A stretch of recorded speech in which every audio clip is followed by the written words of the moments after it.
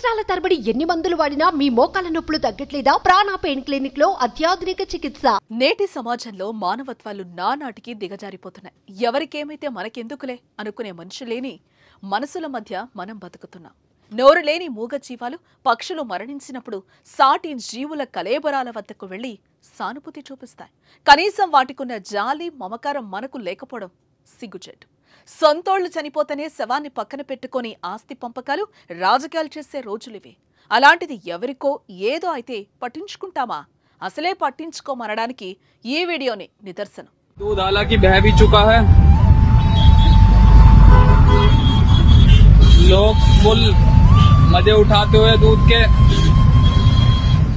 ఉత్తరప్రదేశ్లోని గజియాబాద్లోని highway milk ట్యాంకర్ను వెనుక నుంచి వచ్చిన మరో వాహనం ఢీకొట్టింది.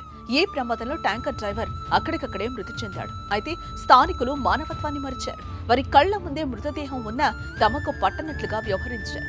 కనీసం గాయపడ్డ క్లీనర్ ను కూడా పట్టించుకోవడం లేదు. ఏ ఒక్కరూ అంబులెన్స్ కి ఫోన్ చేసినా పాపాన పోలేదు. కాగా మిల్క్ ట్యాంకర్ నుంచి లీక్ అయిన పాలను మాత్రం బాటిల్లో పట్టుకుపోయారు.